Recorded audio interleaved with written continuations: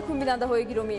барномаи иттилоотии ахборро бо муҳимтарин хабари гузоришҳои тоза ки ҳамкорони мо омода намуданд мустақиман манзуратон менамоем.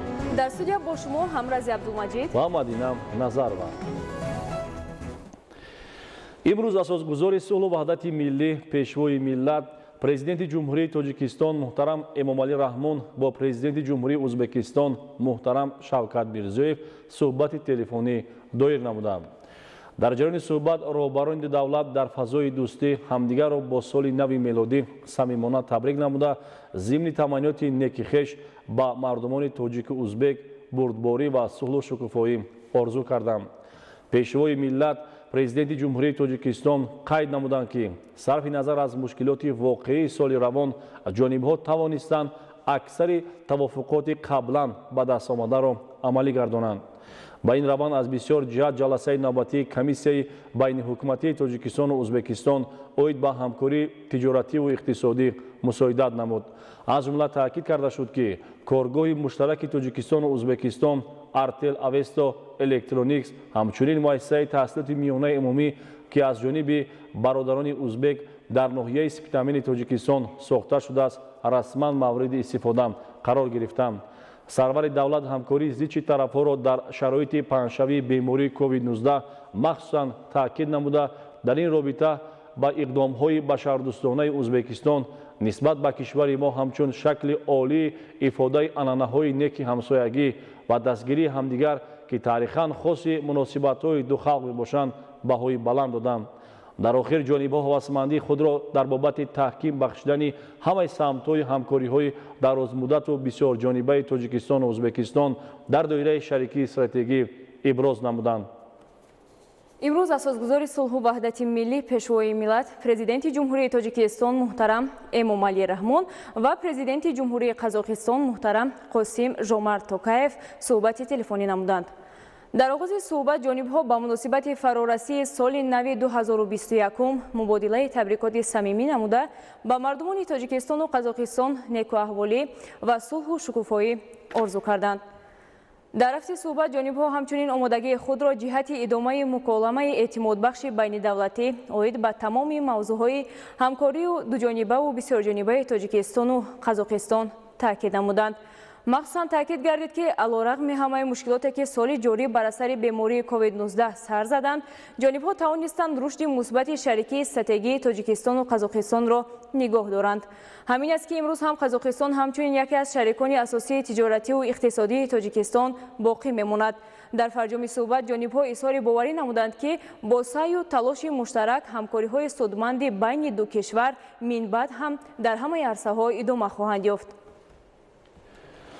имрӯз асосгузори сулҳу ваҳдати миллӣ, пешвои миллат, президенти ҷумҳурии Тоҷикистон муҳтарам Эмомалӣ Раҳмон ва президенти ҷумҳурии Беларус Александр Лукашенко суҳбати телефонӣ анҷом доданд.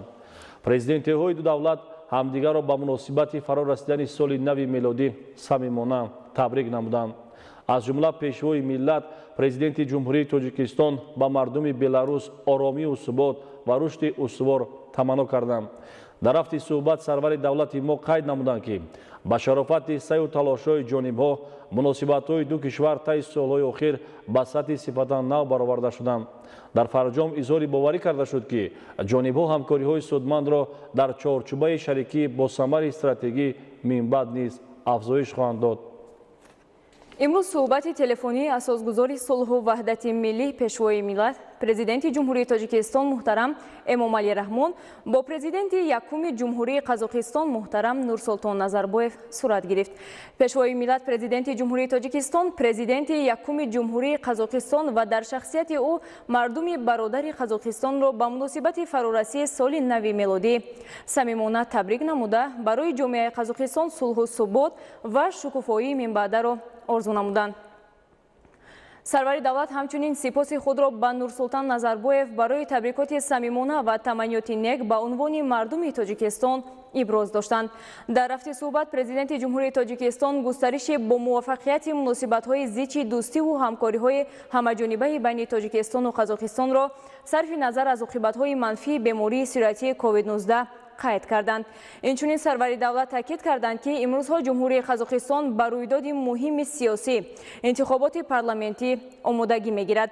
Дар ин иртибот ӯ ба сокинони Қазоқистон баргузории бо муваффақияти чорабинии мазкурро ки омили боз ҳам бештар таҳким ёфтани субот, ризоят ва ваҳдати миллӣ дар ҷомеа арзёбӣ мегардад, таманно карданд. Ҷонибҳо изҳори итминон намуданд ки бо талошҳои муштарак шарикии стратегии Тоҷикистону Қазоқистон минбаъд низ ба нафъи мардумони ду кишвар тавсея хоҳад ёфт. имрӯз таҳти раёсати асосгузори сулҳу ваҳдати миллӣ пешвои миллат президенти ҷумҳурии Тоҷикистон раиси ҳукумати мамлакат муҳтарам Эмомалӣ Раҳмон маҷлиси ҳукумати ҷумҳурии Тоҷикистон баргузор гардид. дар кори маҷлис лоиҳаи қарори ҳукумати ҷумҳурии Тоҷикистон дар бораи нақшаи кори ҳукумати ҷумҳурии Тоҷикистон дар нимсолаи якуми соли 2021, қонуни ҷумҳурии Тоҷикистон дар бораи буҷети давлатии ҷумҳурии Тоҷикистон барои соли 2021 ва дар бораи нишондиҳандаҳои буҷети давлатии ҷумҳурии Тоҷикистон барои солҳои 2022-2024 ва дигар масъалаҳои дар рӯзномаи маҷлис қарор дошта баррасӣ карда шуд. гузориши хабарнигорони мо. 3 декабр таҳти раёсати асосгузори сулҳу ваҳдати миллӣ пешвои миллат президенти ҷумҳурии Тоҷикистон раиси ҳукумати мамлакат муҳтарам Эмомалӣ Раҳмон маҷлиси ҳукумати ҷумҳурии Тоҷикистон баргузор гардид. дар кори маҷлис нахуст лоиҳаи қарори ҳукумати ҷумҳурии Тоҷикистон дар бораи нақшаи кори ҳукумати ҷумҳурии Тоҷикистон дар нимсолаи якуми соли 2021 баррасӣ карда шуд. лоиҳаи қарори ҳукумати ҷумҳурии бо мақсади фаъолияти боз ҳам бо самари ҳукумати мамлакат дар нимсолаи якуми соли 2021 таҳия гардидааст. сарвари давлат муҳтарам Эмомалӣ Раҳмон ба роҳбарони вазорату идораҳо, корхона, муассисаҳо ва дигар ташкилотҳои давлатӣ супориш доданд ки ҷиҳати таъмини саривақтии бандҳои нақшаи корӣ аз ҷумла омодагӣ ва дар сатҳи баланди ташкилӣ гузарондани чорабиниҳои дорои аҳамияти ҷумҳуриявӣ ва байналмилалӣ тадбирҳои мушаххас андешанд. дар кори маҷлис оид ба ҷараёни иҷрои қарори ҳукумати ҷумҳурии Тоҷикистон дар бораи барномаи давлатии рушди муассисаҳои соҳаи маорифи вилояти Хатлон барои солҳои 2017-2021 ҳисоботи вазири маориф ва илми ҷумҳурии Тоҷикистон Имомзода Муҳаммад Юсуф шунида шуд. таҳлилҳо нишон медиҳанд ки то имрӯз дар қаламрави вилояти Хатлон дар дораи иҷрои барнома аз ҳисоби ҳамаи сарчашмаҳои маблағгузорӣ 4 бинои шуъбаи маориф ва 119 бинои муассисаи таълимӣ барои 20620 ҷои нишаст ба маблағи 214 миллиону 306 ҳазор сомонӣ сохта шудааст ки ҳамагӣ 22.4% иҷрои барномаро ташкил медиҳад. сарвари давлат муҳтарам Эмомалӣ Раҳмон ба ҳукумати кишвар, вазорати маориф ва илм, мақомоти иҷроияи ҳокимияти давлатии шаҳру ноҳияҳои вилояти Хатлон супориш доданд ки ҷиҳати татбиқи саривақтию босамари барнома тадбирҳои мушаххас андешанд. با استفاده از تمام امکانات‌های مالیوی و جلب سرمایه بنیاد و از نوسازی مؤسسه‌های تعلیمی و شعبه‌های معارف را به راه مانده برای خوانندگان جای‌های نوی نشست تأمین نمایند.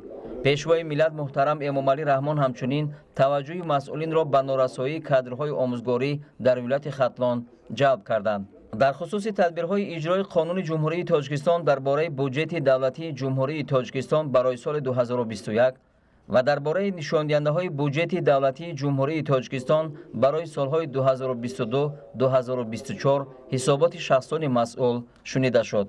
اعضای حکومت مملکت لایحه‌های یک قطار قانون‌های جمهوری تاجیکستان از جمله درباره لایحه قانون کنستیتوسیونی جمهوری تاجیکستان اوید به وارد نمودن تغییر و علاوه‌ها به قانون کنستیتوسیونی جمهوری تاجیکستان درباره سودهای جمهوری تاجیکستان اوید به لایحه قانون جمهوری تاجیکستان درباره مقامات عدلیه جمهوری تاجیکستان اوید به لایحه قانون جمهوری تاجیکستان درباره اکادمیای ملی علم‌های تاجیکستان درباره لایحه قانون جمهوری تاجیکستان درباره راه‌های اتومبیلگرد و فعالیت راهداری اوید به لایحه قانون جمهوری تاجیکستان درباره وارد نمودن تغییر و علاوه‌ها به کدکس مرافعه‌ای جنایتی جمهوری تاجیکستان درباره لایحه قانون جمهوری تاجیکستان اوید به وارد نمودن تغییر و علاوه‌ها به کدکس مرافعه حقوق بیانکنی مأموری جمهوری تاجیکستان درباره لایحه قانون جمهوری تاجیکستان اوید به وارد نمودن تغییرات به قانون جمهوری تاجیکستان درباره نهال پروری ва як хулосаи ҳукумати мамлакат дар бораи пешниҳоди хулосаи ҳукумати ҷумҳурии Тоҷикистон ба лоиҳаи қонуни ҷумҳурии Тоҷикистон оид ба ворид намудани тағйиру иловаҳо ба кодекси фазои ҳавоии ҷумҳурии Тоҷикистонро баррасӣ карданд. дар кори маҷлиси ҳукумати ҷумҳурии Тоҷикистон ҳамчунин масъалаҳо дар бораи маъқул донистани созишномаи генералӣ байни ҳукумати ҷумҳурии Тоҷикистон, Федератсияи иттифоқҳои касабаи мустақили Тоҷикистон ва Иттиҳодияи корфармоёни ҷумҳурии Тоҷикистон барои солҳои 2021-2023, дар бораи барномаи тайёр намудани кадрҳои тиббӣ барои давраи то соли 2030, дар бораи барномаи касбомӯзии шаҳрвандони ҷумҳурии Тоҷикистон барои солҳои 2021-2025, дар бораи барномаи давлатии рушди соҳаи тандурустӣ ва ҳифзи иҷтимоии аҳолии вилояти Хатлон барои солҳои 2021-2025, дар бораи барномаи корҳои оморӣ барои соли 2021 ва дар бораи барномаи ҷорӣ намудани низоми идоракунии дороиҳои роҳ дар ҷумҳурии Тоҷикистон барои солҳои 2021-2024 мавриди муҳокима қарор дода шуданд. дар бораи нақшаи генералии шаҳраки Фархори ноҳияи Фархори вилояти Хатлон раиси ноҳия Рустам Раҳматзода ҳисобот дод. баъди баррасии масъалаҳои рӯзномаи маҷлис, президенти ҷумҳурии Тоҷикистон, раиси ҳукумати мамлакат муҳтарам Эмомалӣ Раҳмон ба ҳукумати ҷумҳурии Тоҷикистон, роҳбарони кумитаҳо, мақомоти иҷроияи ҳокимияти давлатии шаҳру ноҳияҳо ва дигар сохторҳо ҷиҳати иҷрои саривақтии масъалаҳои муҳокимашуда ва дастурҳои қаблии президенти мамлакат супоришҳои мушаххас доданд. дастурҳои дигар ба роҳбарияти сохторҳои марбута доир ба омодагии ҳамаҷониба ба ҷашни 30-солагии истиқлоли давлатии ҷумҳурии Тоҷикистон, Наврӯзи байналмилалӣ, вусъати корҳои ободонию созандагӣ, таъмини нерӯи барқ ва гармӣ ба аҳолию дигар истеъмолкунандагон, истифодаи самараноки нерӯи барқ ва пардохти ҳаққи истифодаи он дода шуд. дар ҷаласаи навбатии иҷлосияи дуюми маҷлиси намояндагони Маҷлиси Олии ҷумҳурии Тоҷикистон давати шашум ки имрӯз таҳти раёсати раиси Маҷлиси намояндагони Маҷлиси Олии ҷумҳурии Тоҷикистон Маҳмад Тоир Зокирзода баргузор гардид, созишномаи сармоягузорӣ байни ҳукумати ҷумҳурии Тоҷикистон ва ҷамъияти дорои масъулияти маҳдуди ғайюр оид ба сохтмон ва ба истифода додани корхонаи истеҳсоли халтаҳои полипропиленӣ ва ғайра мавриди баррасӣ қарор гирифт. таъкид гардид ки созишномаи сармоягузорӣ байни ҳукумати ҷумҳурии Тоҷикистон ва ҷамъияти дорои масъулияти маҳдуди ғайюр оид ба сохтмон ва ба истифода додани корхонаи истеҳсоли халтаҳои полипропиленӣ ки 18 марти соли 2020 дар шаҳри Душанбе ба имзо расидааст ва аз тарафи ҳукумати ҷумҳурии Тоҷикистон барои тасдиқ ба Маҷлиси намояндагони Маҷлиси Олии ҷумҳурии Тоҷикистон пешниҳод шудааст. тибқи созишномаи сармоягузорӣ ҷамъияти дорои масъулияти маҳдуди ғайюр иқдом гирифтааст ки дар ноҳияи синои шаҳри Душанбе дар ҳудуди қитъаи замини ба ҷамъият тааллуқ дошта корхонаи истеҳсоли халтаҳои полипропиленӣ бо иқтидори истеҳсолии 50 миллион дона халта дар як сол ба маблағи $10 миллион Штатҳои Муттаҳидаи Америка сохта ба истифода диҳад. имсол нисбат ба солҳои пешин сатҳи оби дарёҳое ки манбаи асосии захираи об дар обанборҳои нерӯгоҳии барқии обии мамлакат ба ҳисоб мераванд кам мебошад. сатҳи об дар дарёҳо ки кам бошад, ҳаҷми захираи об низ ба маротиб коҳиш меёбад. имрӯзҳо захираҳои об барои истеҳсоли нерӯи барқ самаранок истифода бурда мешавад, вале агар дар истифодаи нерӯи барқ сарфакорӣ надошта бошем, пас дар идомаи фасли зимистон мушкилоти таъмини барқ зиёдтар мешавад. гузориши ҳамкорони мо. 2 ҳафта боз гурӯҳҳои корӣ аз мақомоти иҷроияи ҳокимияти давлатии ноҳияи Кӯшониён дар ҳама ҷамъиятҳои деҳоти ноҳия дар робита ба сарфаҷӯии энергия, сариштакорӣ дар истифодаи нерӯи барқ, мақсаднок баҳрабардорӣ намудан аз заминҳои назди ҳавлигӣ, гирифтани 3-4 ҳосил дар як сол, ба роҳ мондани кишти картошкаи барвақтӣ ва ҳар ёяи тадбирҳои бедоштӣ миёни аҳолӣ корҳои фаҳмондадиҳӣ ба анҷом мерасонанд. чунин суҳбату вохӯриҳо дар ҷамъияти шаҳраки Исмоили Сомонӣ ва бохтарёни ноҳияи Кӯшониён баргузор карда шуд. гурӯҳҳои корӣ дар асоси усули хона ба хона ба ҳар як аҳли оила оиди сарфакорона истифода бурдани барқ корҳои фаҳмондадиҳӣ намуданд ва баъди натиҷагирӣ намудани ин гурӯҳҳои корӣ маълум шуд ки аллакай мардум дарк карданд ва имрӯз барои гармдиҳӣ кӯшиш намуда истоданд ки аз ҳисоби печҳо гармдиҳиро истифода баранд. 121 та бригадаҳои доим амалкунанда ташкил намудаем.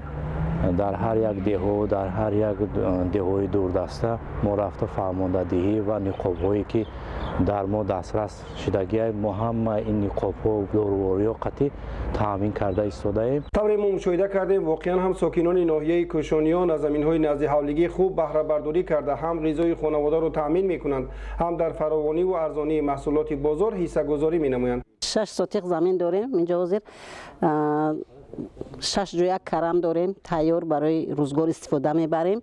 боиҷа 80 кило картошка шинондаем барои истифодаи мисол хӯрокаи рӯзгормон. намояндагони мақомоти иҷроия зимни суҳбату вохӯриҳо бо сокинон атрофи сарфаю сариштакорӣ дар истифодаи барқ ки ба манфиати худи шаҳрвандон аст гуфтугӯ карда роҷеъ ба истифодаи дигар навъҳои сӯзишворӣ дар таъмини ҳарорати мӯътадили хонаҳо изҳори андеша намуданд.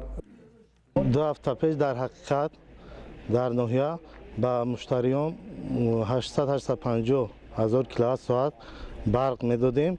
имрӯз бошад баъди корҳои фармондадӣ ба мардум дар якҷоягӣ ба мақомоти ҳифзи ҳуқуқ ва дигар гурӯҳҳои корӣ мо дарк кардем ки барқ ҳам сарфа шуд. печкаи буғи мо мондагӣ ман ҳаминҷа гарме мебиёд ҳамин трубаҳо 5 хона ва ин дута калидора гарм мекунад унҷа бана аст банаро гарм мекунад 5 хонаро мо кӯча дар магар бошад барои свето духтарои ман мегӯям ки шумо светиро кушитон як рӯза 1 сум эконом кунед як мода 30 сум эконом мекунед. 6 хона дорем ҳозир дар фасли зимистон мисол 2 хонаи дарун ба дарунмон печка ҳезм ангиштмон тайёра 1.5 тонн ангишт гирифтем хай бо ҳезм дорем. ҳаммомона ба чиз қувваи барқ истифода намебарем барои сарфакорӣ кардан фақат ҳозир ами лампочкаҳои камасрафу фақат телевизор барои мисол тамошо кардан ва хабарҳои ами Тоҷикистон пешравиша фаҳмидан. сокинони ноҳияи кӯшониён дар истифодаи самарабахши заминҳои назди ҳавлигӣ таҷрибаи бузург доранд. ҳам тавассути гармхонаҳо ва ҳам дар ҳавои кушод тамоми сол маҳсулот мерӯёнанд ва изофаи онро пешниҳоди бозор мекунанд. абдурозиқи азизу байдуллои қодир, ноҳияи кӯшониён, ахбор.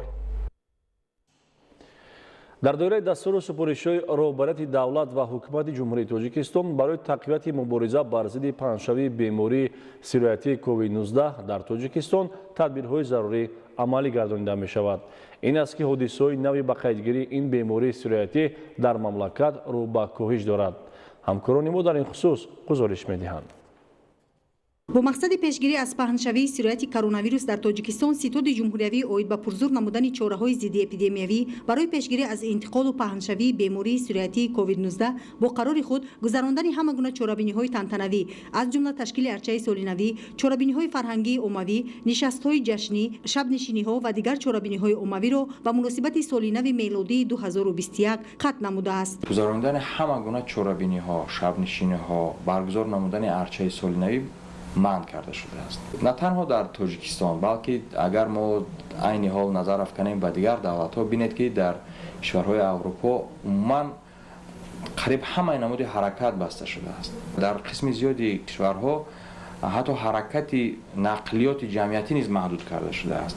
ба ҳамин хотир қарор низ таъкид мекунад ки чорабиниҳо, шабнишиниҳои солинавӣ умуман гирди ҳамоиҳо, чорабиниҳои фарҳангӣ бахшида ба соли нав умуман манъ карда шудааст. мавҷи дуюми вируси COVID-19 ки то ҳанӯз дуруст ва аниқ омӯхта нашуда сироятёбии он бо суръат паҳн мегардад, бояд ҳар нафар инсонро ҷиҳати ҳифз намудани солимии худ бетараф нагузорад. аҳолии мардум яъне ки ҷомеа бояд аз истифода бурдани ниқобҳои як карата фосилаи иҷтимоӣ ва яъне ки гигиенаи шахсиро бояд ҳеҷ вақт фаромӯш накунад. не ин ки барои бемории коронавирус, яъне ки барои дигар бемориҳое ки дар фасли зимистон пайдо мешаванд, яъне ки аз бемориҳои зуком ё зукомонанд, мо ба ин роҳ метавонем ки худро ва атрофиёнро аз ин беморӣ ҳимоя кунем ва ҳифз намоем. тавре аз вазорати тандурустӣ ва ҳифзи иҷтимоии аҳолии ҷумҳурии Тоҷикистон иттилоъ доданд, дар як шабонарӯз дар ҷумҳурӣ 28 ҳодисаи нави бемории COVID-19 дарёфт гардидааст ки ин нишондиҳанда шаҳодати коҳишёбии сироятёбӣ маънидод мегардад. бо саи талоши мардум ва фаҳмиши умумии ҷомеа бемории коронавирус дар ҷумҳурӣ яъне ки сатҳаш ниҳоят паст шудааст. ин хурсандиовар аст. не ки барои паст шудани ин мо бояд фориғбол нашавем. ستاد جمهوری اوید به پرزور نمودن چاره‌های ضد اپیدمیوی برای پیشگیری از انتقال و پهنشوی بیماری سیرایتی کووید 19 در تاجیکستان پوشیدن نقاب را حتمی اعلام کرده است. در این برابر رعایت حتمی قاعده‌های بهداشتی هم در خانه، هم در جای کار و هم در کوچه و خیابان‌ها ضرور و مهم میباشد. زلفیه رحیمزاده، کمال محمدیار، فیروز موسی، اخبار. با مقصد حفظ سالمی جامعه و پیشگیری از گسترش بیماری سیرایتی کووید 19 در مملکت تدبیرهای ضروری عملی کرده می شود.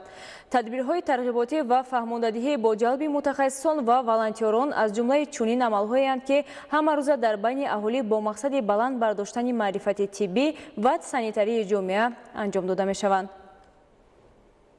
موافق قرار ستاد جمهوری پیشگیری از بیماری سیرایتی کرونا ویروس کووید 19 در روزهای سال نو میلادی برگزاری چهاربینی‌ها، شب‌نشینی‌ها، نشست‌های عمومی به استثنای نشست‌های عائلوی منع گردیده، هدف آن پیشگیری از پهنشوی بیماری سیرایتی در بین جامعه میباشد و بهره تطبیق قرار مذکور صرف انرژی برق، رعایت قاعده‌های بهداشتی و سانیتری در بازارها، مرکزهای سودا و خدمت‌رسانی، کارمندان مرکز نظارت دولتی سانیتری اپیدمیولوژی ناحیه باباجان غفورов تدبیرهای فهماندهی دایر نمودند.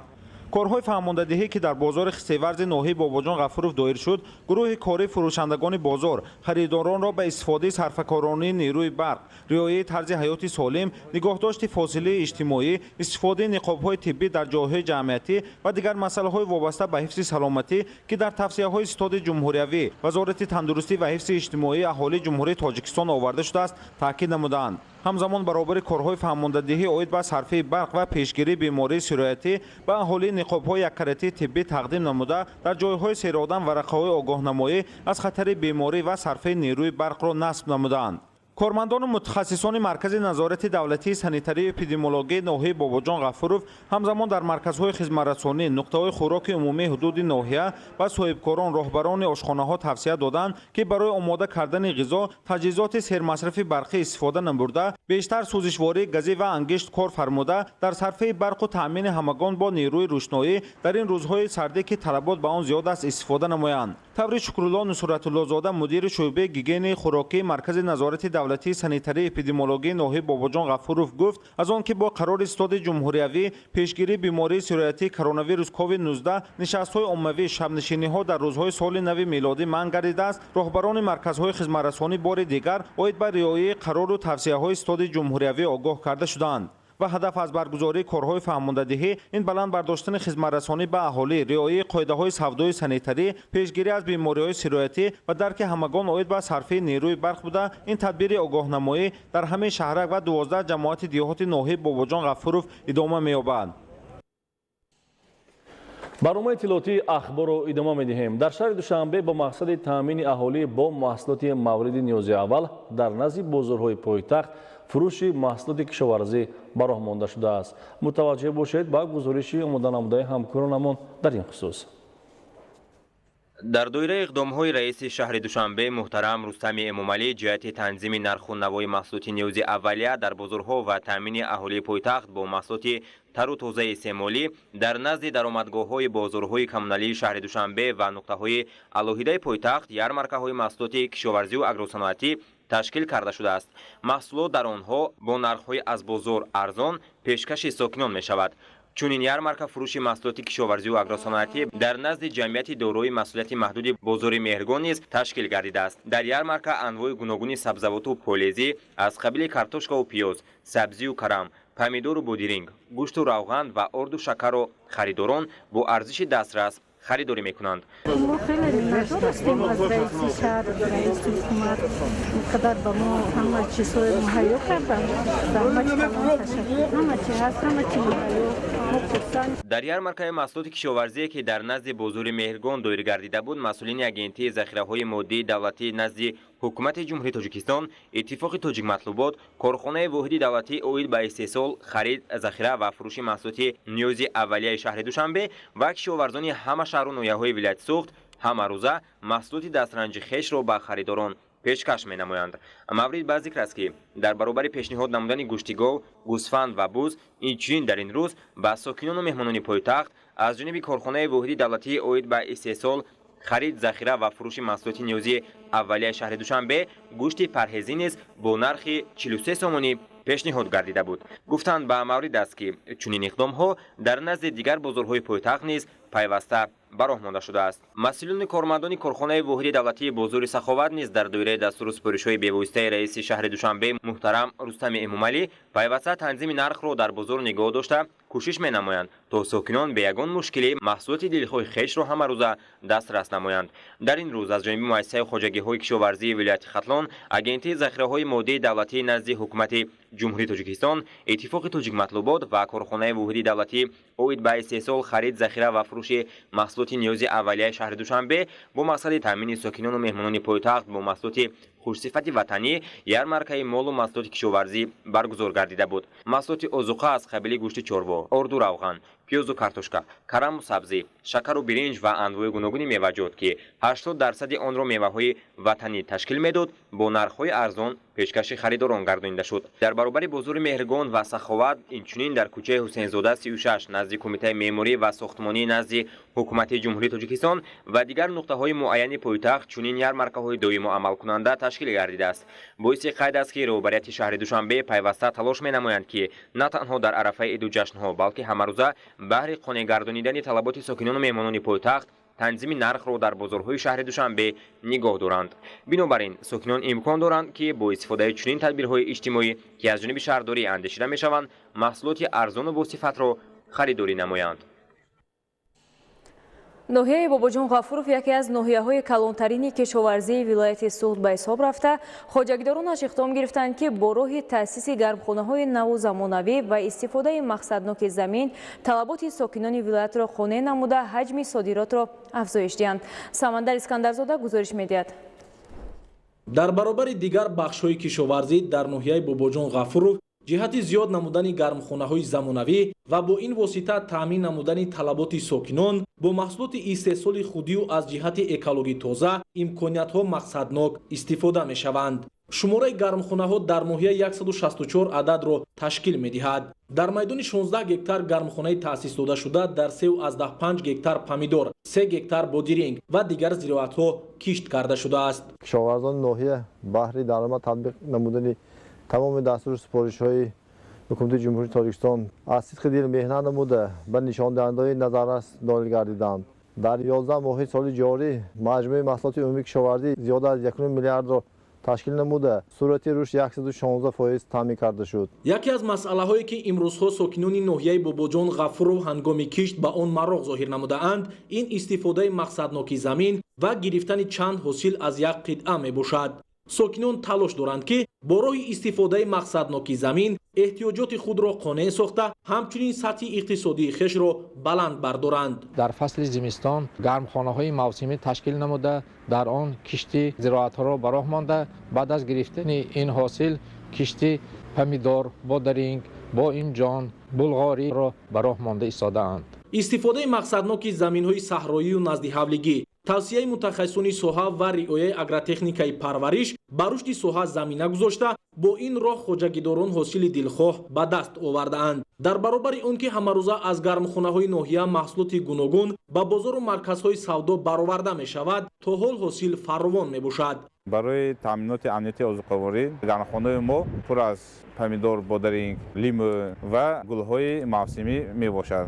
дар ҳамаи шаклҳои хоҷагидорӣ 126185 тонна сабзавот истеҳсол карда шудааст ки нисбат ба ҳамин давраи соли 2019 11558 тонна зиёд мебошад. истеҳсоли помидор 37448 тоннаро ташкил медиҳад. ҳамчунин дар ноҳия соҳаи боғу токпарварӣ тараққӣ карда майдони боғ 10000 гектар ва токзор бошад 3342 гектарро ташкил медиҳад. аз ин 7100 гектар боғ ва 2670 гектар токзори ҳосилдеҳ мебошад. айни ҳол дар боғи миллии ваҳдат мувофиқи нақши корӣ буриши санитарӣ, буриш барои ҳосили дарахтони мевадиҳанда, коркарди байни қатори боғҳо, муборизаи кимиёвӣ бар зидди ҳашароту касалиҳо, шудгори байни қаторҳо, яхобмонӣ рафта истода ҳаст. модоме ки мо мебинем дарахтҳои ҳосилдиҳанда шохи бисёр рондагӣ, шохҳои нолозима, шохҳои барзиёдки изофагиша мегирем ки оянда ҳосил ба талаботи бозор, ба талаботи харидор ҷавобгӯ бошад. беҳтар кардани ҳолати мелиоративии заминҳо ва таъмини хоҷагидорону кишоварзон бо оби полезӣ яке аз самти асосӣ ба ҳисоб рафта, барои таъмиру барқарорсозии таҷҳизоту дастгоҳҳои обкашӣ дар ноҳия мутахассисони соҳавӣ ҷалб карда шудаанд. дар идораи мо зиёда аз 30 пойгоҳи обкашӣ мавҷуд мебошад. дар ҳамин пойгоҳҳо мавсими таъмир оғоз карда шуда, ва ҳоло дар баъзии таъмири қарор дорем ки дар инҷо муҳаррикҳои барқӣ, чархҳои кории дастгоҳҳо, дигар лавозимоте ки барои дастгоҳи обкашӣ лозим мешаванд дар инҷо таъмир рафта шудааст ва то ин дам 50 муҳаррикҳо ва ҳам дастгоҳи обкашӣ аз таъмир бароварда шуда кӯшиш мекунем ки то моҳи марти соли 2021 барои мавсими соли обёрии соли 2021 ба пуррагӣ ба мавсими обёрӣ омода шавем. ба хотири захира намудани маҳсулоти ниёзи аввал дар ноҳия 12 адад сардхона бо ғунҷоиши 3400 тонна таъсис дода шуда, имрӯзҳо аҳли заҳмат захираи маҳсулотро зиёд мекунанд. дар ҳамаи шаклҳои хоҷагидорӣ дар ноҳияи Бобоҷон Ғафуров дар мавсими ҷорӣ 39740 тонна ғалладонагӣ, 9927 тонна картошка, 48219 тонна пиёз, 13059 тонна полезӣ, 45212 тонна мевагӣ истеҳсол карда шудааст. дар маҷмӯъ сокинони ноҳияи Бобоҷон Ғафуров дастуру супоришҳои роҳбарияти давлат ва ҳукумати ҷумҳурии Тоҷикистонро сармашқи кори худ карда барои захираи дусолаи маҳсулоти ғизоӣ, таъмини амнияти озуқаворӣ ва рушди соҳаи кишоварзии мамлакат содиқона талош мекунанд. Самандар Искандарзода, Маҳмадсаиди Камол, Фирӯзи Мусо, Ахбор. агар хоҷагидорон обмонии захиравӣ ва яхобмониро сари вақт гузаронанд, дарахтон дар зимистон боз карахтар шуда дертар ба нашу намо оғоз мекунанд. ҳамчунин зироат низ дар чунин заминҳо дар фасли баҳор хуб нашу намо ёфта аз ҳашароти зараррасон эмин мемонанд. чунин тадбири агротехникӣ дар ноҳияи Рӯдакӣ анҷом дода шуд. ба ақидаи мутахассисони соҳаи кишоварзӣ аҳамияти яхобмонӣ аз он иборат аст ки об дар бехи дарахтон захира шуда касалиҳои хок ва ҳар гуна ҳашарот нобуд мешаванд. инчунин шӯрии хок кам шуда замин беҳтар нам мекашад. раёсати кишоварзии ноҳияи Рӯдакӣ аз боришоти барфи рӯзҳои охир истифода намуда дар мавзеи Султонобод ин тадбирро бо иштироки боғдорони ноҳия ба роҳ монданд. боғҳои мевадиҳандаи ин мавзеъ асосан дар заминҳои лалмӣ бунёд карда шуданд ки ба гуфтаи кишоварзон яхобмонӣ давраи гулкунии дарахтони мевадиҳанда аз ҷумла бодом ва зардолуро ба қафо партофта дарахтон аз сардиҳои ногаҳонии баҳорӣ эмин мемонанд. дар ноҳияи Рӯдакӣ майдони боғу тогзорҳо беш аз 2000 гектарро ташкил медиҳад ва аз ин беш аз 1000 гектараш дар талу теппаҳо бунёд гардиданд. дар мавзеи Султонобод 329 гектар боғ тогзор вуҷуд дорад.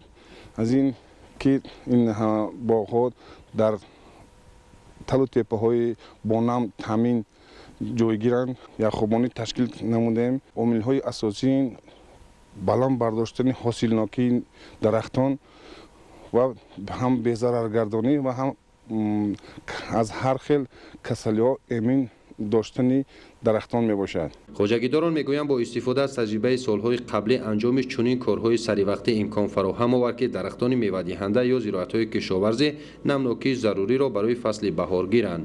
боришоти барфи рӯзҳои охир хоҷагидоронро водор сохт ки корҳои яхобмониро бо истифода аз ҳавои мусоид дастаҷамона ба роҳ монанд.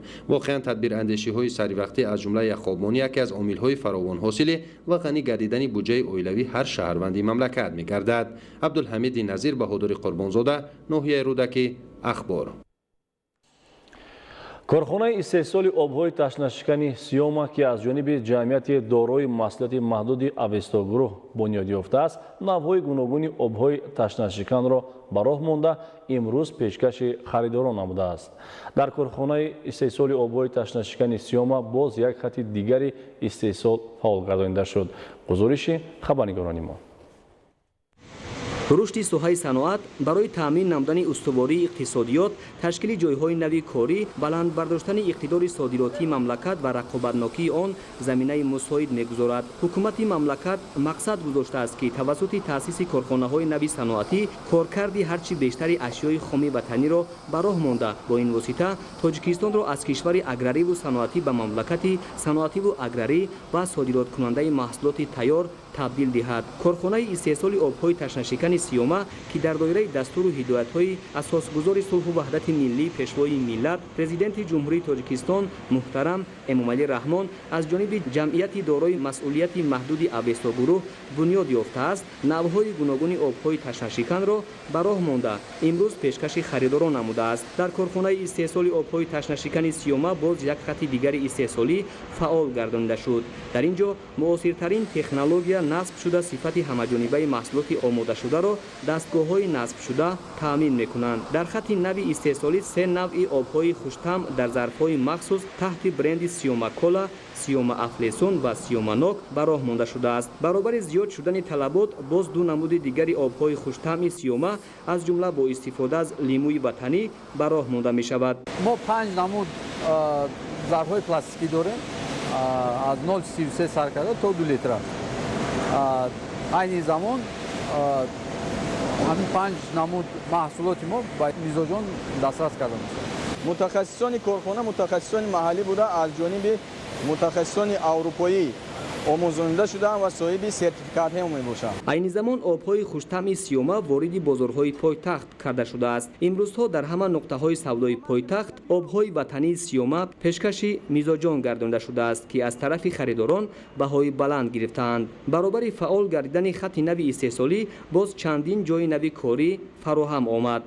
оянда навъҳои гуногуни обҳои сиёма ки ҷавобгӯи стандарти байналмилалӣ мебошанд ба кишварҳои ҳамсоя низ содирот хоҳад шуд. иқтидори тавлидотии хати истеҳсолии обҳои хуштамъи сиёма дар як соат 18 000 литрро ташкил медиҳад. технологияи насбшудаи корхонаи мазкур истеҳсоли ширкати маъруфи сидели фаронса буда он дар асоси стандартҳои муосири байналмилалӣ фаъолият мекунад. муҷаҳҳазсозии корхонаи истеҳсоли обҳои ташнашикан ва маҳсулоти машруботии сиёмаро мутахассисон аз ҷумҳуриҳои фаронса, италия ва лаҳистон анҷом дода технологияи сидел пурра ба таври автоматӣ фаъолият менамояд. дар корхона ба сифати маҳсулоти истеҳсолшуда диққати аввалин дараҷа зоҳир гардида хати истеҳсолӣ бо дастгоҳи тозакунии чорзинагӣ таъмин мебошад. аз ҷумла барои таъмини сифати хуб ва мутобиқсозии он ба талаботи байналмилалӣ об аз обтозакунакҳои кварсӣ, карбонӣ, керамикӣ ва ионикунӣ гузаронида мешаванд. дар ин баробар ҷиҳати таъмини бехатарии маҳсулот ва ҳифзи саломатии истеъмолкунанда низоми азоникунанда низ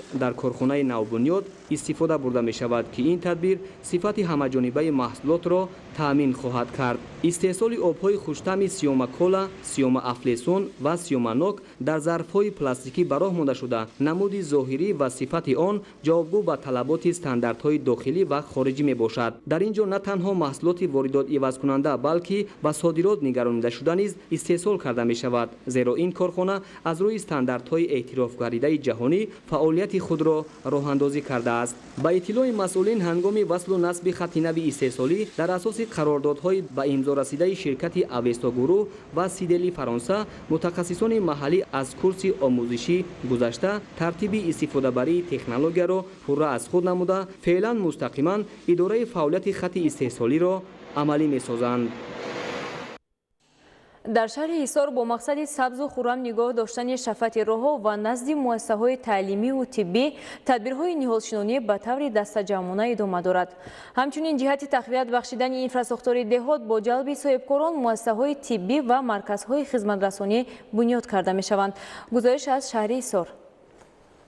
имрӯзҳо дар ҳама шаҳру ноҳияҳои мамлакат ба хотири истиқболи сазовор аз 30-солагии истиқлоли давлатии ҷумҳурии тоҷикистон дар баробари тадбирҳои ободонию бунёдкорӣ ҳамчунин амалҳои сабзкориву иқдомҳои дастаҷамъонаи экологӣ вусъат меёбанд. дар шаҳри ҳисор дар рӯзҳои истироҳатӣ бо иштироки доираи васеъи сокинон ва кормандони ташкилоти идораҳо яке аз суннатҳои маъмулӣ дар ин фасл сабзкориву ободониро анҷом доданд. ин навбат дар ҷамоати деҳотӣ ба номи Мирзо Турсунзодаи шаҳри ҳисор бо ҷалби сокинон алахсус ҷавонон иқдоми дастаҷамъонаи ниҳолшинонӣ ба роҳ монда шуд. баъри сабзу хуррам гардондани ҳудуди деҳот дар ҷамоати мо дар деҳаи баракат ки ҳузур дорем аз тарафи ҷавонони деҳа аз тарафи худи мардуми деҳаи баракат то ин давра 500 бех ниҳоли сояафкан чӣ дар ҳудуди муассиса дар ҳудуди оромгоҳи деҳа шинондан ва ҳоло идома дорад. дар ин рӯз аз ҷониби ҳашарчиён даҳҳо бех ниҳолҳои дарахтони ороишӣ бо риояи қоидаҳои агротехникӣ шинонида шуд ки ин омед боиси хубтар нашунамо кардани ниҳолҳои ороишӣ мегардад. ҳамчунин дар деҳоти мазкур бо мақсади сазовор истиқбол гардидани ҷашни 30-солагии истиқлоли давлатӣ тибқи нақша 47 иншоот бунёди навсозӣ карда мешавад. дар ҳудуди ҷамоати деҳоти ба номи Мирзо Турсунзода 47 عدد انشاءات برای سزاوار جشن 30 سالگی استقلالیت دولت جمهوری تاجیکستان به نقشه گرفته شده است که تا این جانب 28 عدد آن به استفاده داده شد. یکی از انشاءاتی که کارهای ساختمانی در آن ادامه دارد مرکز طبی است که از جانب صاحبکار محلی بنیاد کرده می شود. ما اویلای یوروفون اویدی مسئله 30 سالگی جشن پرشکوه استقلالیت جمهوری تاجیکستان را ما یک ابجکت جشنی در پیش خود گذاشتیم. در اینجا عبارت از مرکز سلامتی و بنگاه طبی در حدود دهه برکت است. مرکز سلامتی ما از 3 آشیانه عبارت می باشد و با جلب طبیبان محلی خود جلب کرده می شود. سیخ دوزندگی باشد علاقه موردی بهره برداری قرار داده شده در آن زنان و دختران محلی با کار جلب شدند. مورد ذکر است که در اساس اجرای دستور هدایت‌های رهبریت دولت حکومت جمهوری تاجیکستان شهر ایسار روز تا روز آباد و زیبا گردیده با بنیاد انشاءات گوناگون تعیینات انفراستراکچور شهر تکمیل یافته شرایط مساعد کار و زندگی و استراحت و فراغت تامین می‌گردد. мавзӯи дигар бо мақсади сазовор истиқбол гирифтани ҷашни 30-солагии истиқлоли давлатии ҷумҳурии тоҷикистон соли дуюм аст ки дар мамлакат озмуни ҷумҳуриявии тоҷикистон ватани азизи ман баргузор карда мешавад. ҳадаф аз баргузории озмун дар чист? гузориши маҳмадалӣ сафара. баргузории озмуни ҷумҳуриявии тоҷикистон ватани азизи ман дар мамлакат қабл аз ҳама барои дарёфти истеъдодҳои нави соҳаи санъат ки оянда онҳо ҷиҳати рушди минбаъдаи санъати касбии сарояндагӣ оҳангсозӣ ва навозандагӣ саҳм хоҳанд гирифт замина мегузорад. озмуни мазкур имкон фароҳам овард ки бо ҷалби ҳунармандони бомаҳорат касбияти баланди ҳунари иҷрокунандагӣ эҷоди асарҳои нави мусиқӣ ва дарёфти беҳтарин намунаҳои оҳанг тақвият ёфта ба ин васила анъанаҳои арзишманди миллию мероси пурғановати ниёгон дар сатҳи шоиста тарғиб ва ташвиқ гардад. озмуни ҷумҳуриявии тоҷикистон ватани азизи ман дар 3 давра ва аз рӯи номинатсияи оҳангсозӣ сарояндагӣ ва навозандагӣ сурат гирифт ки дар он ширкаткунандагон бо як маҳорати волои мутакрор ва шавқу рағбати беандоза ҳунарномӣ карданд. мақсади асосии ин озмун пайдо кардани чӣ дар жанрҳои мусиқӣ суннатӣ аст, академӣ аст, эстрадӣ аст, чеҳраҳои ҷавон, чеҳраҳои намоёнро пайдо кардан аст. иштирокчиёни ин озмун дар оянда метавонанд барои сайқал додани ҳунари худ, истеъдоди худ ба консерваторияи миллии тоҷикистон дохил шаванд. нафароне ки дар озмуни мазкур ширкат карданд барояшон имконият ҷиҳати рушди минбаъдаи малакаву маҳорати касбӣ фароҳам мегардад. озмуни ҷумҳуриявии тоҷикистон ватани азизи ман дар баробари баргузории дигар тадбирҳои фарҳангӣ бо ҷалби таваҷҷӯҳи ҳунармандони ҷавоне ки барои такмили малакаву маҳорат ва истеъдодашон талош доранд шароити мусоидро фароҳам овард. муҳимтар аз ҳама ташкилу ба роҳ мондани чунин озмунҳо дар баландбардоштани ҳисси худшиносии миллӣ, ватандӯстӣ ва арз гузоштан ба арзишҳои таъриху фарҳанги пурғанова тамом хоҳад буд ки ба ин васила дар тарбияи ахлоқию маънавии ҷомеа нақши муассир дорад. ҷудо шудани грантҳои президентӣ ва қарзҳои имтиёзноку дарозмуҳлат ба занон имконият фароҳам сохт ки онҳо низ дар баробари мардум ба фаъолияти соҳибкорӣ машғул шаванд. гузориши хабарнигорони мо дар ин хусус таҳия карда шудааст. бо мақсади рушд бахшидан ба соҳибкорӣ аз ҳисоби занон гранти президентӣ ташкил карда шуда занон бо маблағ ва қарзҳои имтиёзнок таъмин карда шуданд. дар баробари ин ҳамкориҳо бо ташкилотҳои байналмилалӣ густариш бахшида шуд ки яке аз онҳо ташкилоти байналмилалии гуднейб аст ва лоиҳаи тавоноӣ ва дороии зан дарёфти даромад ба шумор меравад ки ҳоло амалӣ гардида истодааст. бо мақсади натиҷагирӣ аз фаъолияти барномаи мазкур дар шаҳри душанбе бо иштироки масъулон ҷамъомад доир гардид ки дар он дастоварду нақша барои солҳои 2021 мавриди баррасӣ қарор дода шуданд. дар доираи лоиҳаи тавоноӣ ва дороии зан дарёфти даромад ба бештар аз 60 нафар занон дар ноҳияи рӯдакӣ қарзҳои бефоизу имтиёзнок дода шудааст. лоиҳаи таҷрибавӣ аст дар ноҳияи рӯдакӣ ва имрӯз мо тавонистем ки ба занҳо қарзҳои бефоизро барои рушди соҳибкории занҳо маблағгузорӣ намоем ва занҳо тавонанд ки имкониятҳои худро васеъ гардонанд ва ба рушди соҳибкорӣ машғул шаванд. қарз гирифтам 6000 сомон, омадам гов гирифтам, шир дод, ширша гирифта бурда ошхона садик шири тоза бурда споридам. гусолаш камтар калон шид рафта бозор فروختیم اینجا روزگارم رفته است. در جمع آمد وابسته به موضوعهای قانونگذاری تاجیکستان اوید به مقام زن در جامعه، رشد صاحبکاری در بین زنان و امتیازهای دولتی، اوید به رشد صاحبکاری زنان، گرانت پرزیدنتی و رابطه های جمهوری تاجیکستان با دولت های خارجی در مورد به صاحبکاری جلب نمودن زنان مورد بررسی قرار داده شدند. نوریدین قربان، بهادر استم، عبیدالله سیولی برای برنامه اخبار. با مقصدی از تلافیابی حفظ نمودن حیوانات و پرندگان نادر در فصل زمستان امروز در بلندکوه‌های شهر و ناحیه‌های مملکت تدبیرهای بیوتکنیکی انجام داده می شود. گزارش خبرنگاران ما در این خصوص تهیه شده است.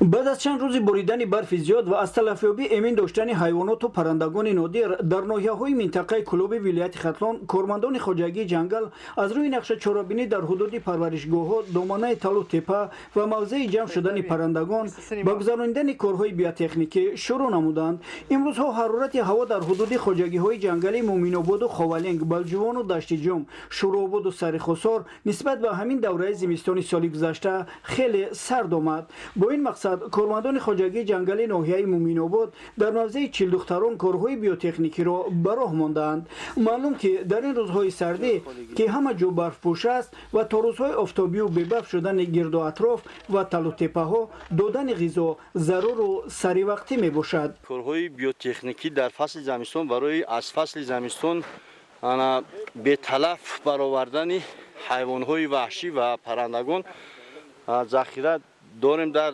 پرورشگاه و برای در هر یک موسم ما قریب زیاده از 5-10 بار حالتهای بیوتکنیکی میگذرونیم. هدف از چنین تدبیرجویی کارمندان خواجگی جنگل این حفظ بویگری‌های طبیعتی زیبا و بوی ناتکراری تاجیکستان است و این هر یک شهروند رو وادار می‌سازد که نسبت به این مسئله و پیشگیری بریش درختان و خراب ساختن میدان جنگلزار اعتبار جدی ظاهر نمایند. همچنین جهت دستگیری نمودن قش نیازمند جامعه از جانب خواجگی جنگل، جمعیتی دارای مسئولیتش محدود زرکاران و بخش کار با جوانان با 85 نفر یتیمان کل و نیم یتیمانی که تربیت گیرندگان مکتب اینترنت ناحیه می باشند لباسهای گرم زمستانه و شیرینی ها کمک نموده به آنها خوراک یک وقته دادند.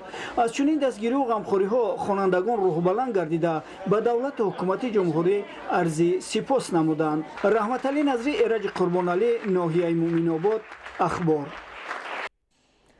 در دایره دستور و هدایت‌های رهبریت دولت و حکومت مملکت به تعلیم گیرندگان مؤسسه‌های اجتماعی، اشخاص نیازمند و یتیمان و بپرستاران از جانب تشکیلات و مؤسسه و نفران سخاوتمند کمک رسانیده شد. مورد ذکر است که حکومت مملکت ساحه اجتماعیات را در اولویت سیاست خود قرار داده در این سمت برنامه و تدبیرهای ضروری را راه‌اندازی می‌نماید. گزارش همکاران ما در شهر و ناحیه‌های ولایت سوخت با کودکان و نوجوانان یتیم، معیوبان و پیرانسالان، برجاماندگان و عائله‌های نیازمند کمک‌ها و تحفه‌های اساسگذار صلح و وحدت ملی پیشوای ملت پرزیدنت جمهوری تاجیکستان محترم امامعلی رحمان تقدیم کرده شدند.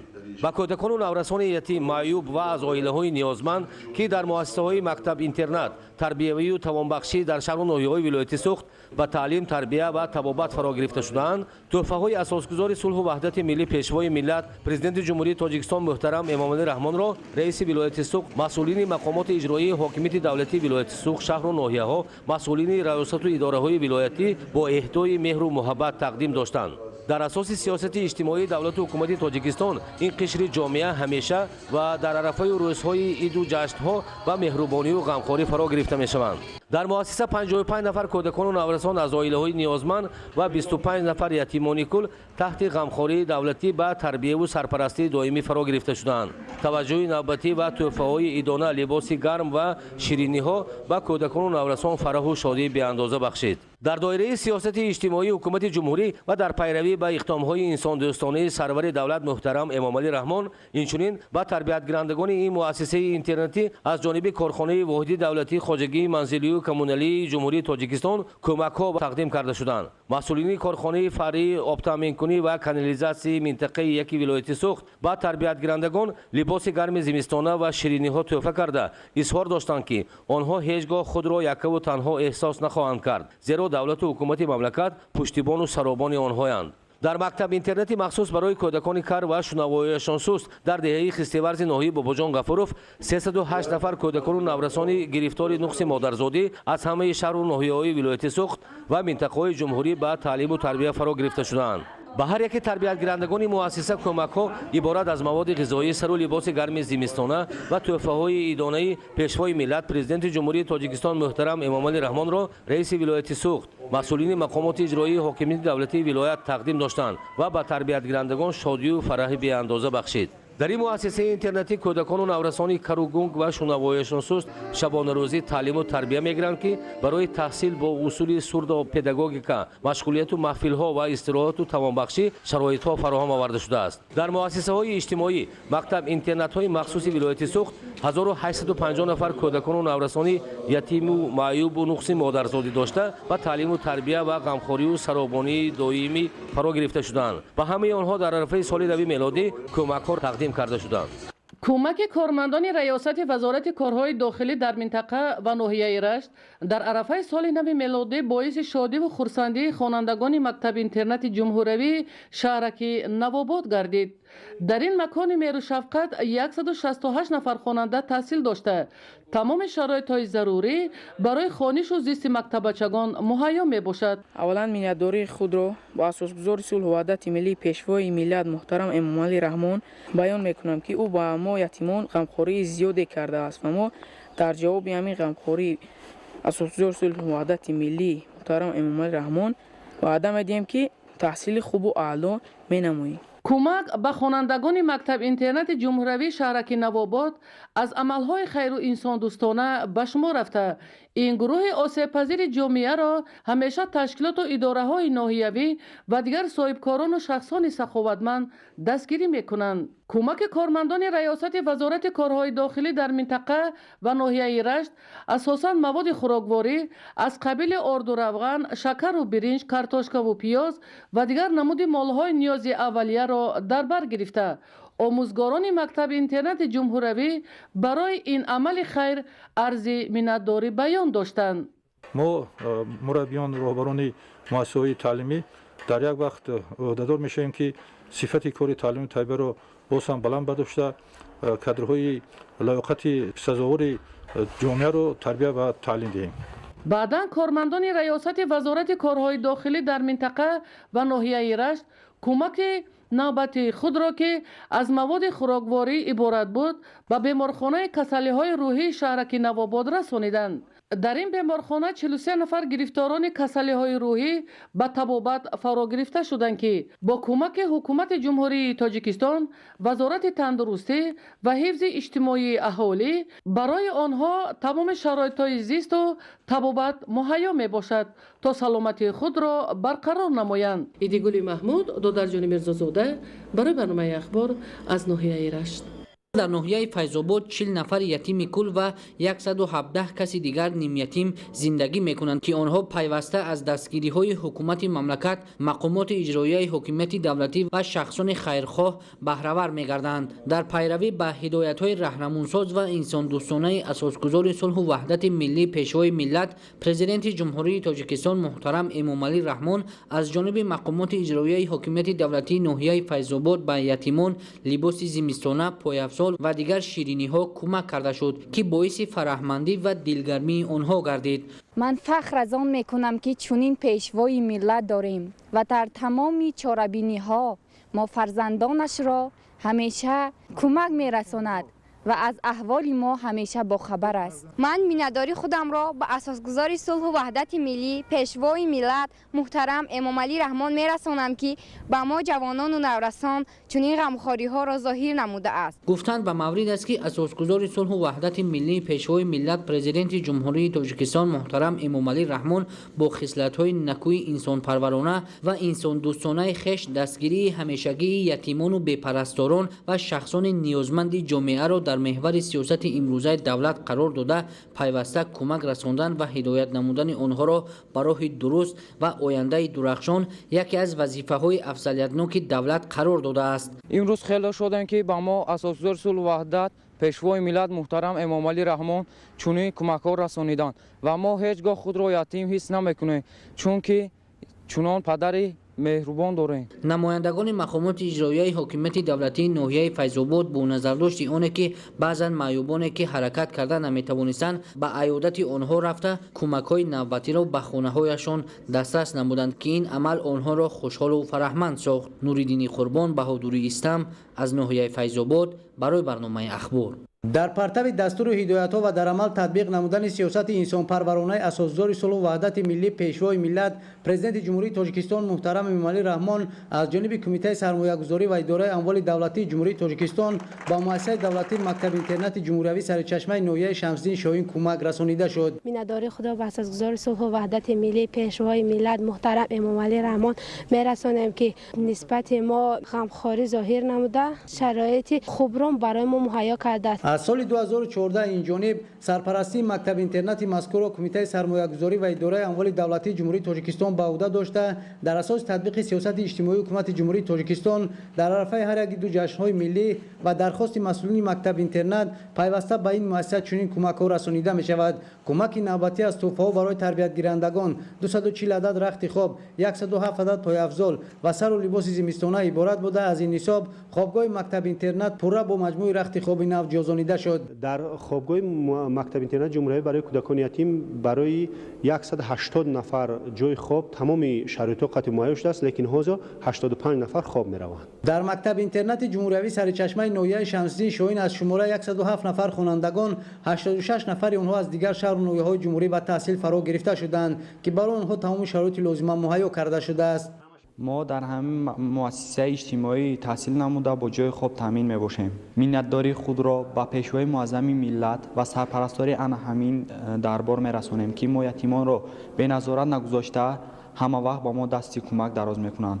дар идома аз чунин амалҳои хайр нисбат ба шахсони ниёзманд аз тарафи кумитаи андози назди ҳукумати ҷумҳурии тоҷикистон ба 220 нафар бошандагони муассисаи давлатии хонаи интернати беморони рӯҳии ноҳияи восе низ кӯмаки хайрия расонида шуд. дар ҳошияи дастури супоришҳои асосгузори сулҳу ваҳдати миллӣ пешвои миллат президенти ҷумҳурии тоҷикистон муҳтарам эмомалӣ раҳмон ҷиҳати пайваста дастгирӣ намудани қишрҳои осебпазири ҷомеа кормандони кумитаи андози назди ҳукумати ҷумҳурии тоҷикистон мисли ҳарвақта тасмим гирифтанд ки барои беҳтар хубтар кардани буду боши бошандагони муассисаи давлатии хонаи интернати бемориҳои рӯҳии ноҳияи восе ба миқдори зарурӣ ҷози лозимиро дастрас намоянд. барои беҳдошти шароити зисти маъюбону беморон сарпарастии ин муассисаи иҷтимоиро аз соли 2003 инҷониб кумитаи андози назди ҳукумати ҷумҳурии тоҷикистон бар дӯш дошта ҳамасола ба бошандагони хонаи интернат чунин кӯмакҳои хайрия расонида мешавад.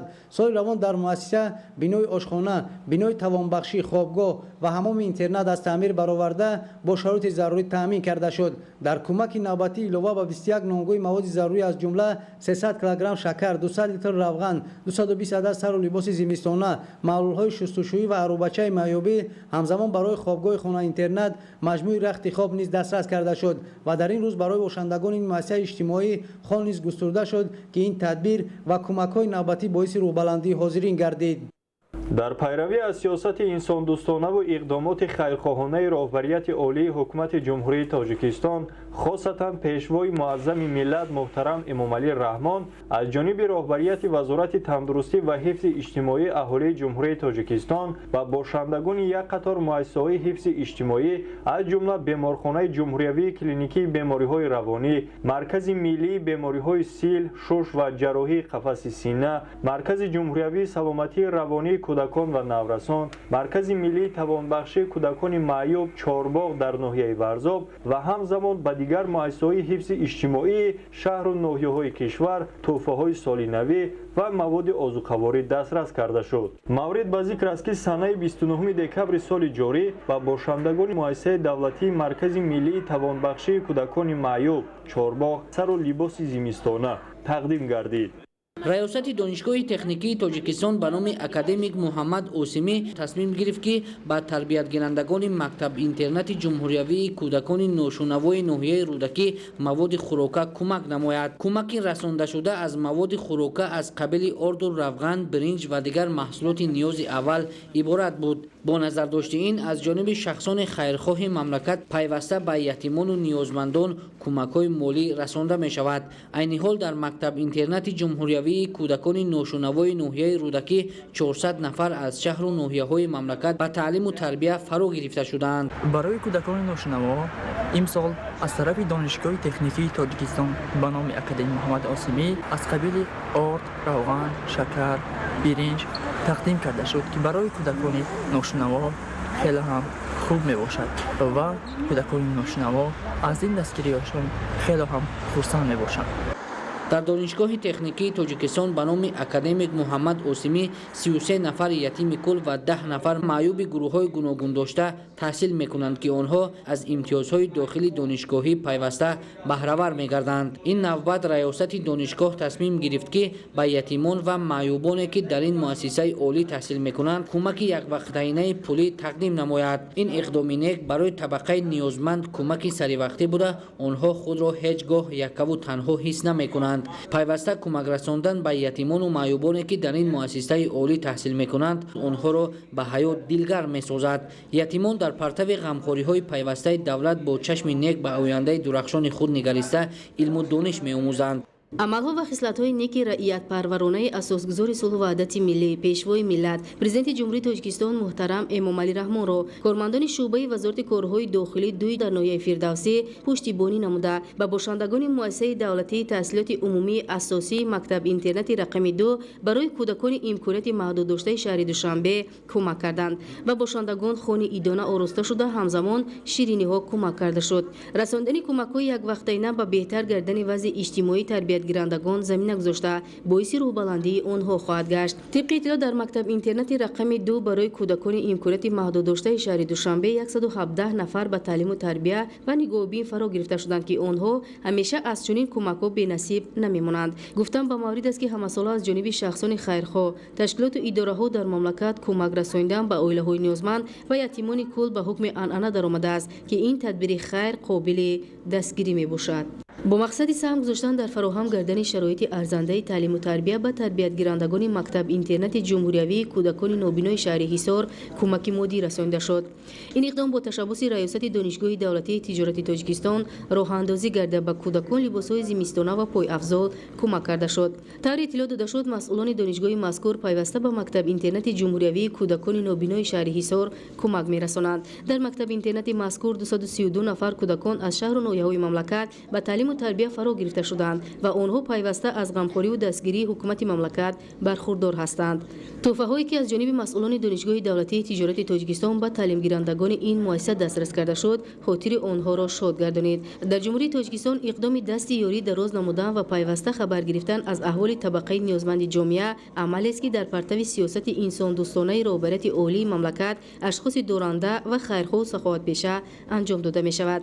در پرتو سیاست حکومت جمهوری تاجیکستان جهت دستگیری طبقه‌های نیازمند جامعه جمعیت دارایی‌اش مسئولیتش محدود شیمشو با 300 نفر عائله‌های نیازمند شهر خاروق ولایت مختار کوهستان بدخشان کمک‌های خیریوی محصولات نیازی اولیه از قبیل آرد، روغن، برنج و دیگر تحفه‌های خاطروی رسانیده شد. اقدام پیشگیری ما جهت دستگیری طبقه‌های نیازمند جامعه میباشد.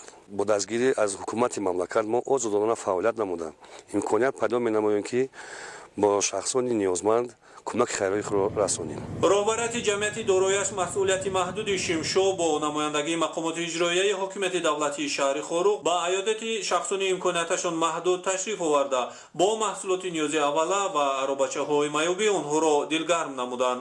تاکید شد که امتیازهای سروقتی حکومت جمهوری تاجیکستان جهت دستگیری صاحبکاران وطنی امکانات فراهم می‌آورد که با طبقه‌های نیازمند جامعه کمک‌های خیریوی و در رشد و انکشاف تاجیکستان عزیز سهمگزار باشند.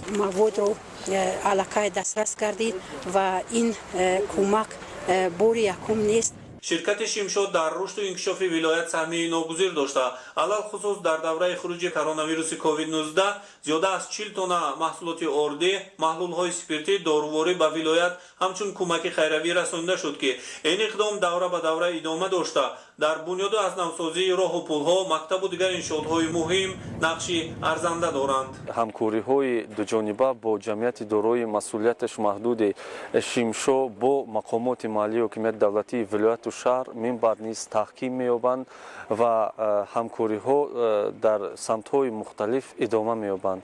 аз ҷониби ширкати Шимшо ҳамчунин ба 500 нафар оилаҳои ниёзманди ноҳияи 5 вилояти Хатлон кӯмакҳои хайравӣ расонида шуд ки табақаҳои ниёзманди ин ноҳия аз дилгармии соҳибкорони ватанӣ дар партави сиёсати хиратмандонаи асосгузори сулҳу ваҳдати миллӣ пешвои миллат президенти ҷумҳурии Тоҷикистон муҳтарам Эмомалӣ Раҳмон дониста ба намояндагони ширкати Шимшо изҳори сипосу қаноатмандӣ намуданд. дар пайравӣ ба ин сиёсати хиратмандонаву инсондӯстонаи пешвои муаззами миллат ҷаноби Шимшо тасмим гирифтааст ки ба маъюбон, ятимони кул ва оилаҳои камбиёзоат ноҳияи сарҳадии 5 кӯмак мерасонад. зимни мулоқот бо сокинон аз ҷониби роҳбарияти ширкати Шимшо таъкид гардид ки чунин иқдомҳои хайравӣ дар оянда низ идома ёфта ҷонибдорӣ аз сиёсати пешгирифтаи ҳукумати мамлакат менамоянд. бинандаҳои гиромӣ, ин буд нашри муфассали барномаи иттилооти ахбор. бароятон беҳтарин хушиҳои зиндагиро таманно дорем.